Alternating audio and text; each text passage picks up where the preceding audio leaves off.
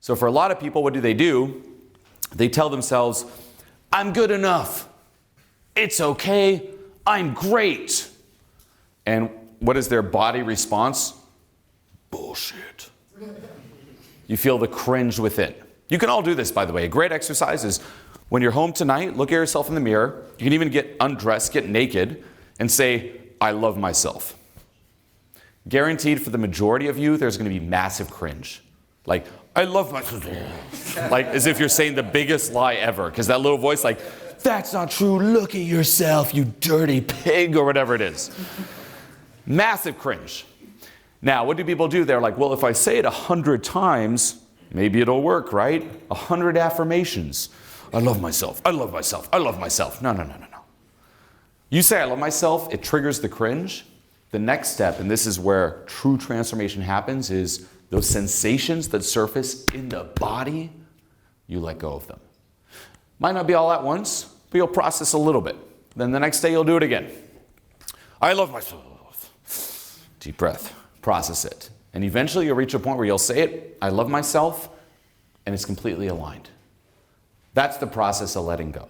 The same with, I forgive myself. When you hear that, can I forgive myself? It's very normal that a lot of you is like, no. And it's not about trying to convince yourself, oh yeah, I do. No, it's keep asking yourself that question, triggering the parts of you that are saying no, and letting go, and eventually you'll reach a point where you're like, can I forgive myself? And the answer is yes. There was a client, this is in New York, it was Transformation Mastery Live Advanced. It's a small group, right? We all kind of sit around in a circle. And this guy had a really hard upbringing.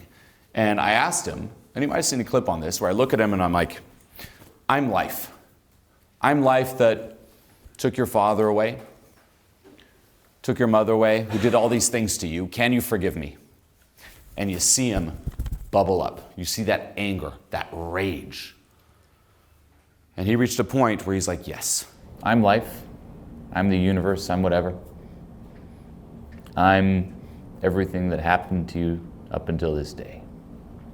The good things and all the bad. I'm life who took your father away. I'm life who made all the cops come, grab your mom, and created all those things. What would you tell me? I'm here in front of you now. You're a piece of fucking shit. Feel it. Be with it. Why the fuck did this all happen? Can you forgive me?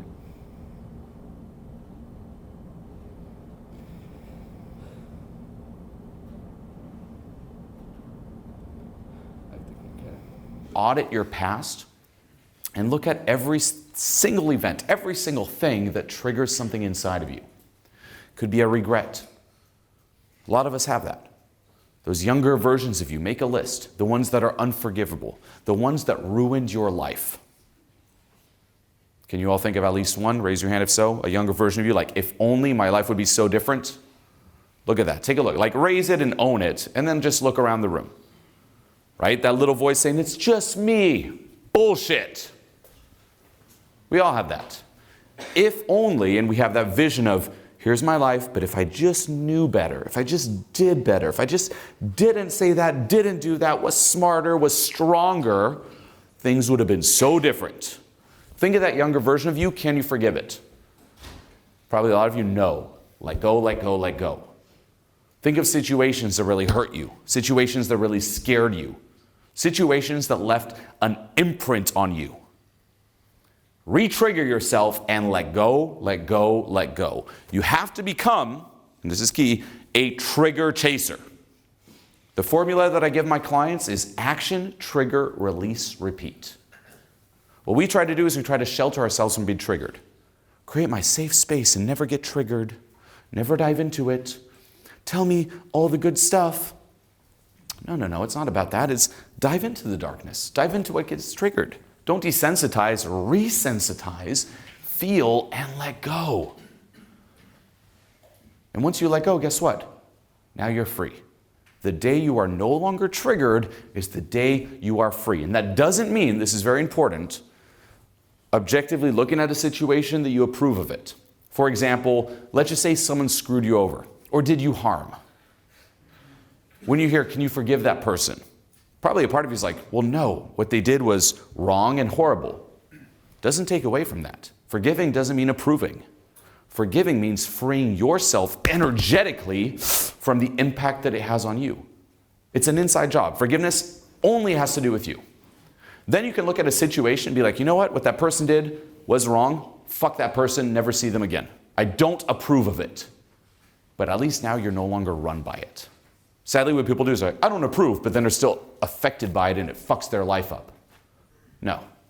Forgiveness is you cutting those invisible cords and freeing yourself. No longer being run by the past. What happened, what didn't happen, what should have happened. I was the most, the false god of approval, loving person where I'd wake up every morning and pray to the false god of approval. That was me. If you've been following me for many years, that's what ran me. I always thought that the more validation I got, eventually I'd reach that point where if they all love me, maybe I can love myself. Did it work? Yes, approval is what, no, I'm kidding. No, it doesn't work. Right? If you've been following my story, I've been working on myself since 2006. I was so shy, a lot of self-hate, very depressed really, and just to the point where my anxiety would even creep up in my family setting, right? Where it's like dinner with your family, I'd experience anxiety. I wouldn't look forward to it. Family gatherings, if it was Christmas and stuff, I would hate it. If people know too, it's like you see your cousins, aunts, uncles. If they know you're shy, what do? Oh, so Julien, what's new with you? And they kind of put you on the spot. It was terrible. And it's not that I didn't want to socialize and be confident and be fun. I could in certain environments. I had one friend, for example, with who I could totally unleash and be fun and funny, but not with anyone else. So I always felt like, there's just this blockage that I couldn't get past. And even if I talk to people, it felt like there's this wall between me and them, kind of this invisible wall. A lot of people experience loneliness, right? We think loneliness is being alone. Not necessarily. You could be surrounded by people and still feel very disconnected and alone, like you're on this different plane. So that was me, right? That's what I experienced. And I thought that the way out, this is back in 2006, right? So 16 years ago when I first started working on myself. I discovered, hey, I can actually do something about it. And I thought that the way out would be to progressively desensitize myself to this anxiety and learn all the right things to say or do to guarantee social approval. And I would then learn through this process a lot of ways to fight self-sabotage. Right? What is self-sabotage? Whenever you feel stifled. You can audit around who you feel stifled, by the way. Some people who you feel like you're in the same league or you're even outside their league, you're like, oh, blah, blah, blah, this is me. As soon as they're above you, you're like, and you kind of play small. That's being stifled. That's a self-sabotage. That's a success barrier. So I got really good at fighting that and plowing through. Hustling, willpower, discipline. And I started getting a lot of validation. Guess what? I started traveling around the world getting validation from big crowds like this. I thought that, hey, if I met a partner and they liked me and approved of me, then I'm good enough. And I would get multiple partners, have approval, I'd start making money, I'd start traveling, have an amazing group of friends. And for someone in his 20s, right, that was me at the time, I thought I had everything. For real. And this is what happens when it comes to trying to find the answer out there, is that if you actually succeed, it robs you of your excuses. There's a saying that I'm paraphrasing that goes, the road to enlightenment is paved with disillusionment. The more you realize it didn't work, the more you stop doubling down on it's all out there. And this is the big shift for everyone here. There are two games that are being played. One, which most of you are playing, which is an outside in. If I mold the outside and get good external results and good references, then that's going to change how I feel within. That does not work. It might temporarily give you a boost, but it's not sustainable, it's not permanent. And ultimately, the quote to reflect on is, wherever you go, there you are. Hey, change the outside as much as you want, it's still the same old you experiencing it. And I double down on that. I'm saying this, but probably a lot of you are like, oh, I get he's saying that, but he's wrong, right? That's what I would have thought. And I doubled down and doubled down and doubled down, and even if it didn't work, I'm like, well, the answer is more. And that's what the ego does. Just out of reach, just a little bit more. You know what? It's not because I have all this validation. I need more validation, more validation. Doesn't work. And eventually everything crumbled. And that was the worst experience of my life, but also the most illuminating one, where I realized, wow, the answer is not out there. And when it was all taken away, it almost dragged me down with it. The answer was in here. When you change this, inside out, everything changes. Now, that does open a whole other can of worms where you're like, well, how do I change this directly without external stuff? Right? That's what I teach once more in Transformation Mastery. But once that happens, everything actually starts clicking. The same again with approval. The approval you're after isn't out here, it's within here. And then there's a big shift that happens where you shift from being in a competitive state to being in a collaborative state. Meaning, old me, right, say back 2010 when I first started teaching, I'd come up here and I would try to dominate the crowd. I'd try to impress all of you. No joke. It was a lot of pressure before these seminars. I'd be like, here we go. Gotta show them I'm cool. Who's the most alpha? Here we go. Right? And I mean, for real, that was the state of mind. And I'd come in and I would try to over yell. So you'd see me not even talking loud like this, but being like, hey, so everyone ready? Like just yapping about like an angry little dog, right? Like that. And it felt like it was me versus. It was very competitive. And you would just feel it like, wow, this guy just never really relaxes, right? There are even a lot of old comments saying, is this guy on coke? Because I just literally was just like nonstop. Never done coke. It was just like, they cannot see that I never relax. And there was massive insecurity around putting all parts of me out there. There's this very intense front that I would maintain and a lot of effort went into it. And you can audit here, there's this famous saying that goes, ego equals effort. The more you experience being alive, day-to-day basis, socializing, talking to others, the heavier it is, the more tense it is, the more effort you have to put in, the more it's your ego. Same with you. Screaming up here, you could scream as loud as you can. We just sense the heaviness versus put it away and just let it flow. And that's what letting go does. It shifts you out of being competitive to being in a collaborative state. Right now, this isn't me trying to dominate. Now, funny enough, by not trying to dominate, it allows me to actually be louder than if I were trying. But there's a deep knowing that, hey, it doesn't matter what any of you think, I'm okay. This is how you're truly free.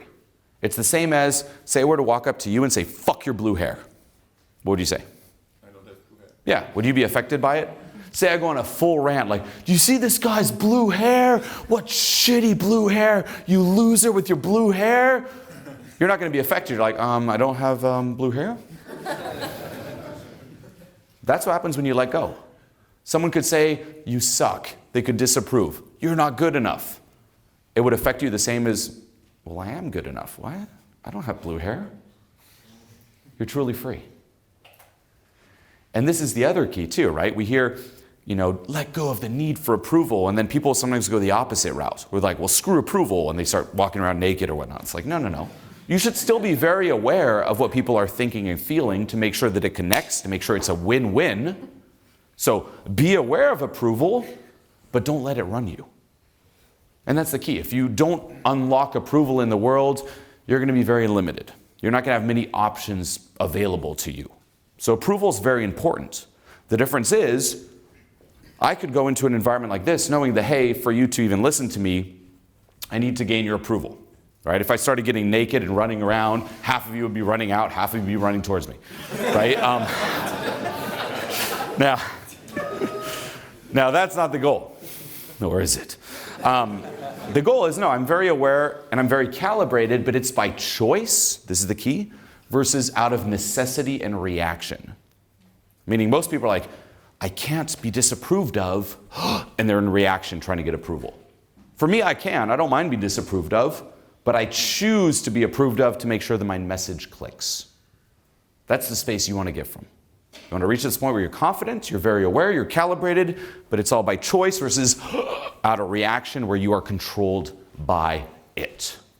And trust me, once you shift to that, all that pressure is off. It is so much more fun, and that is also where the flow and charisma comes into play. That's what everyone's after, right? And that's another thing to kind of take the glasses off, you walk outside into the real world, everyone's putting up this perfect front. And this is also what I hope some of you see here. It's like we're all putting up this front saying, I'm okay, everything's perfect, right? You're walking down the street, I'm okay. Hi, I'm Julien. Everything's okay here. Everything. Do you want to see my Instagram? It's even more okay. Look at these great pictures. And we are conditioned to buy into this lie that everyone else is okay. And social media amplifies it. And this too, see behind the scenes of social media. You might have a glimpse, but you really have to let this click. What you see on there isn't reality. Your mind will paint this picture. You might see me, let's just say I'm having the worst day ever. And I had dinner with friends and we got in a huge fight. And they all left. And it's just me at the table alone, really mad. I could literally pull out my phone, do a little selfie with a smile and be like, best dinner ever. What are you going to think? Wow, Julien's having the best dinner ever? And look at me at home in my underwear in front of my computer. Oh, I wish I was having the best dinner ever. Is that reality? No. Everyone's pretending. It's crazy. Everyone is pretending. And then what we do is we compare everything you know about yourself with the little fronts you see, which aren't even real fronts. And that's beyond even social media. You walk down the street, like walk down here, even this hotel, it's like, hey, how's it going? Very good, how are you? How's it really going? Good? Shh, shh, shh, shh. How's it going? Put the front aside, and you see someone like crying or screaming within, like, help! And it's like, shh, good, everything is good. No, everyone's in pain. The more we can just stop buying into that, and the more you can also go first, the more it brings it out of people. Actually, that makes that attractive aura. We hear charisma, it means going first. The law of state transference. The more you're not holding up this front, the more relaxed you are, which probably a lot of you even are experiencing here. Hey, the more relaxed I am, the less I try to be cool, the more that rubs off on you and you all connect. Just with him screaming. Notice the clap at the end. Everyone's like, because you're like, yes, authenticity. Oh, it rubs off on me. Let it rub off on me. All over me. Right? That's what happened, by the way. In your vibe, you literally just all over this crowd. And the whole crowd screamed for more. They're like, more. Now, even that, guess what? If it was me trying to be cool, would I do that? No. Would I be like that? No. If I don't care, I do it, and it clicks and it connects. If there's an agenda, you'd probably be like, this guy, it would click. You can also sense too, by the way, if you follow even just stand-up comedy, which is so key, you'll see people who go up with an agenda, who have their perfectly scripted out jokes, or if you read it on paper, you'd be like, oh, that's a funny joke. If they say it with the agenda-based attachment to the outcome, not funny. And you'll see someone who's just very carefree, the dumbest joke ever connects. Because vibe is more important than content. And what we're all craving is that authenticity. And with authenticity comes feeling good. It means also being carefree. And it means being passionate. Those are also your 3 inner buttons, by the way. Taught this for years. Learn how to push your inner buttons. There are 3. Fun, carefree, passion. Everyone wants to have more fun. Anyone here not want to have fun? Someone's like, just me and my misery. Let me be. No, everyone wants to have more fun. Everyone, anyone here not want to be more carefree, more relaxed, more loose? Anyone here not want to be more excited about something, more passionate about something? No, everyone does. That's the value in the vibe, by the way. Fun, carefree, passion. Value, value, value.